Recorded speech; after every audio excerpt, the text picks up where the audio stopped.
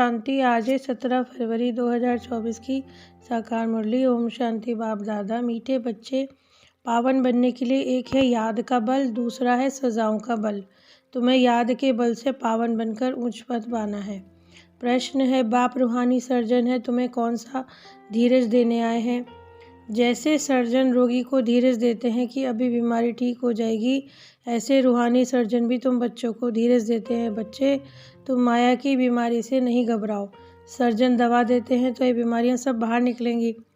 जो ख्यालात अज्ञान में भी नहीं आएंगे, लेकिन तुम्हें सब सहन करना है। थोड़ा मेहनत करो, तुम्हारे अब सुख के दिन आए कि आए। ओम शांति।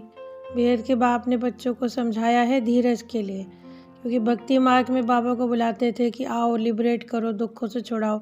तो अब बाप धीरज देते हैं, कहते थोड़ा टाइम है, क्योंकि ये सब अब छूटना ही है। बच्चे भी कहते हैं इस चीची दुनिया में थोड़े रोज़ हैं। तो यदि हमको लायक बनना है तो उसके लिए मेहनत भी करनी है, क्योंकि अब तमो प्रधान हो गए। तो बाबा हमको सत्व प्रधान बनाने के लिए योग बल सिखाते हैं। कहते हैं योग बल से तुम आत्माएं पवित्र बन जाएंगी, नहीं तो फिर सजाएं खानी पड़ती है। तो उसके लिए क्या करना है? बाप की श्रीमत अनुसार बाप कहते हैं मामेकम याद करो तो पाप सब भस्म हो जाएंगे। परंतु अगर नहीं करा तो पाप 100 गुना बनते चले जाते हैं।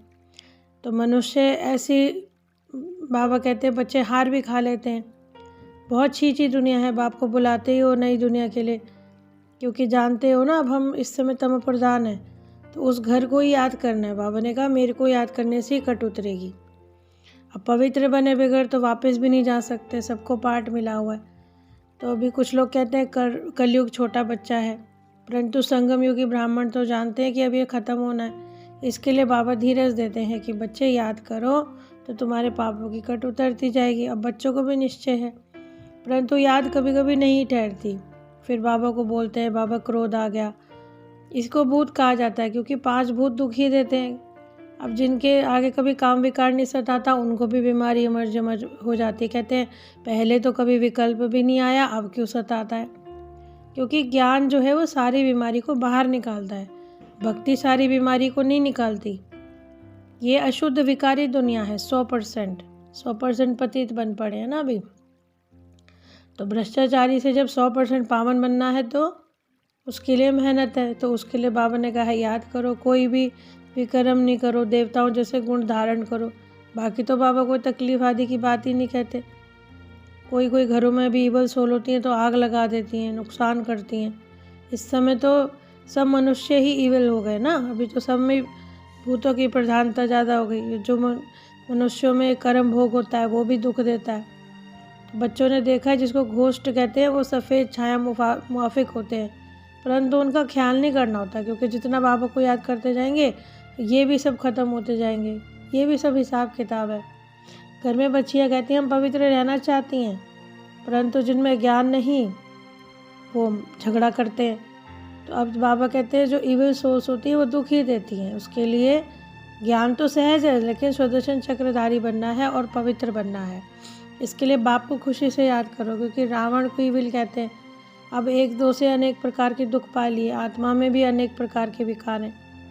तो किसी में क्रोध की आदत, किसी में किसी को तंग करने की आदत होती है। जब विकार नहीं मिलता, क्रोध में आके मारते भी हैं, दुख भी देते हैं। तो दुनिया ही ऐसी है। तो बाबा क्या धीरज धराते हैं कि बच्चों मुझे याद करके दैवी गुण धारण करते रहो। और ऐसे भी नहीं कहते कि धंधा मत करो। जैसे मिलिट्री वालों को तो लड़ाई में भी जाना जाता है, तो भी कहते हैं कि शिव बाबा की याद में रहकर लड़ाई करो। तो यानी ये सारे अक्षर गीता के उठाए जाते हैं कि हम युद्ध के मैदान में मरेंगे तो स्वर्ग में जाएंगे, इसीलिए खुशी की लड़ाई से जाओ। तो बाबा ने तो सिर्फ ये कहा है कि मुझे याद करो, और जो पतित बनते हैं वो स्वर्ग में बाद में ज़रूर आएंगे। सजाएं खाकर पावन बनना तो ये कोई बात नहीं है। बाबा ने कहा रहमदिल होना, इसलिए कहता हूँ कोई विक्रम मत करो। अब जो रावण राज्य में विक्रमी बन गए हो, तो मनुष्य को तो कुछ पता ही नहीं है कि विक्रम संवत कब शुरू हो गया। तो उसके लिए हमें विक्रमाजीत बनना है ना। 2500 वर्ष के बाद विक्रम संवत शुरू होता है। मोहजीत राजा की कहानी है कि नष्टो मोह बनो, मामेकम याद करो। तो 2500 वर्ष में जो पाप हुए हैं उसको तुम 50-60 वर्ष में वो कर सकते हो, कन्वर्ट अपना सुधार सकते हो, सत्व प्रधान बन सकते हो। तो माला पर ही खेल बना हुआ है, बाकी याद की यात्रा है ये। कोई तकलीफ़ तो देते ही नहीं बाबा। भक्ति में तो अनेकों से बुद्धि योग लगता है, वो क्योंकि बाबा की रचना है, उनकी याद से किसी का कल्याण नहीं होना है। तो बाप कितना क्लियर समझाते हैं कि और संग तोड़ एक संग जोड़ो तो योग अग्नि से सारे पाप भस्म हो जाएंगे। अब बाकी जो काम कटारी चलाते हो, आदि मध्य दुख तो देते आए हो, अब मूल बात तो है ये ड्रामा है, अनादि खेल है, परंतु आत्मा में पाठ भरा हुआ है जो कि अविनाशी है। तो बाप पुनर्जन्म में नहीं आते, ना बाप का कुछ लोग ऑक्यूपेशन जानते। तो ये सृष्टि का चक्र फिरता ही रहता है। अब मनुष्य जो संगम युग पर है, शांति धाम में जाकर फिर आत्माएं उत्तम बनती हैं। नई दुनिया भी पवित्र ही है, वहाँ शांति तो है ही। अब तो सब जानते हैं कि हर एक को पाठ मिल ही गया, अपना अपना घर है, शांति में रहते हैं। तो बाबा ने कहा भक्ति मार्ग में तुमने मेरी अव्यभिचारी पूजा करी थी, दुखी नहीं थे, अब व्यभिचारी भक्ति करने से दुखी बन पड़े हो। क्योंकि आसुरी गुण क्यों अपनाते हो, पावन बनो, पतित क्यों बनते हो, क्यों काम में डूबते हो। काम को जीतना है। मनुष्य तो भगवान के लिए कहते हैं आप ही करो, मतलब आप सारा काम करो। तो बाबा कहते हैं पाप करते करते महाविकारी तो बन ही गए हो, जो कि गरुड़ पुराण में भी रौरव नरक का जिक्र है। परंतु ये शास्त्र तो भक्ति मार्ग के हैं। अब निश्चय बुद्धियों की विजय होती है। बाबा कहते हैं अब काम पर जीत पाओ और अमृत छोड़कर विष क्यों खाते हो। अगर स्त्री चरण धोकर पीती है तो उसको कहा जाता है अमृत, परंतु बाप जो ज्ञान देते हैं उससे तुम हीरे जैसा बनते हो। तो पानी का नाम कैसा उन्होंने बाला कर दिया, परंतु बाबा यहाँ पे ज्ञान अमृत पिलाने की बात कह रहे हैं।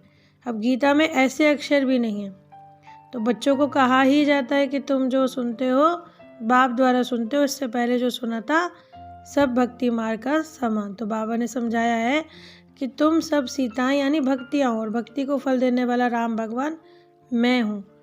अब जानते भी हो कि शांति धाम में रहते थे तो कितना सुख और शांति थी, परंतु दिमाग में किसी के ठहरता नहीं है। पिछाड़ी में भी आते हैं, और बाकी तो सब कहते हैं कि शिव बाबा है ही निराकार, उसके लिए ब्रह्मा चाहिए। तुम कहलाते हो ब्रह्मा कुमार कुमारियाँ। यदि हम अपने आप को ब्राह्मण बनना चाहते हैं तो उसके लिए दैवी गुण धारण करने हैं। फिर बाबा ने कहा मीठे मीठे सीखे लदे बच्चों प्रति माता पिता बाप दादा का याद प्यार, रूहानी बाप की रूहानी बच्चों को नमस्ते। हम रूहानी बच्चों की रूहानी माता पिता बाप दादा को याद प्यार, गुड मॉर्निंग और नमस्ते। शुक्रिया बाबा। धारणा के लिए मुख्य सारे देवताओं जैसे गुण स्वयं में धारण करने हैं। जो अंदर में इविल संस्कार हैं, क्रोध आदि की आदत है, उसे छोड़ना है। विक्रमाजीत बनना है, इसीलिए अब कोई भी विक्रम नहीं करना है। हीरे समान श्रेष्ठ बनने के लिए ज्ञान अमृत पीना और पिलाना है। काम विकार पर संपूर्ण विजय पानी है। स्वयं पर सत्व प्रधान बनना है। याद के बल से सब हिसाब किताब चुकता करने हैं। आज का वरदान, बुद्धि को मेरेपन से निकाल कर उलझनों से मुक्त रहने वाले न्यारी ट्रस्टी भव। जब बुद्धि कहीं भी जाती है तो समझ लो कहीं ना कहीं मेरापन है, और जहाँ मेरा आया बुद्धि का फेरा हुआ। अब गृहस्थी बनकर सोचने से तो गड़बड़ होती है, बिल्कुल न्यारे हो जाओ, ट्रस्टी बन जाओ। मेरापन, मेरा नाम खराब होता है, मेरी ग्लानि होती है, ये सोचना ही उलझना है। जितना सुलझाने की कोशिश करते हो फिर उलझते चले जाते हो। इसलिए ट्रस्टी बनकर इन उलझनों से मुक्त हो जाओ। भगवान के बच्चे कभी उलझनों में नहीं आ सकते। स्लोगन है बड़े बाप के बच्चे हो तो ना छोटी दिल करो, ना छोटी बातों में घबराओ। आज की इतनी प्यारी और सुंदर मुरली के लिए बाबा का पद्मा पदम शुक्रिया। ओम शांति।